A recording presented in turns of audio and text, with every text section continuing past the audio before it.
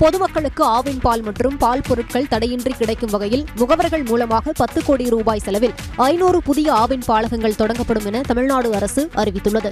சட்டப்பேரவையில் பால்வளத்துறை தொடர்பான கேள்விகளுக்கு பதிலளித்து பேசிய அமைச்சர் ராஜகண்ணப்பன், தரமான பால் கொள்முதலை உறுதி செய்யும் வகையில் 9 கோடியே 34 லட்சம் ரூபாய் செலவில் பால் பகுப்பாய்வு கருவிகள் வாங்கப்பட உள்ளதாக கூறினார்.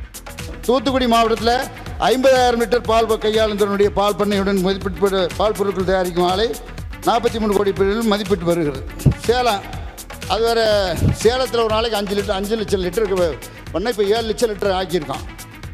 அதுபோக 30 மெட்ரிக் டன் பால் பவுடர் மற்றும் டெய்ரி ஒயிட்னர் தயாரிக்கும் புதிய தொழிற்சாலை 108 கோடி செலவில் சேலத்தில் நம்ம நிறுவி இப்போ வேலை நடந்துக்கிட்டு இருக்கு. பால் உற்பத்தியாளர்கள் சங்கம் கணினிமயமாக்கப்படும் என்று அறிவித்த அமைச்சர் 12,000 பால் உற்பத்தியாளர்களுக்கு திறன் மேம்பாட்டு பயிற்சி வழங்கப்பட உள்ளதாகவும் கூறினார்.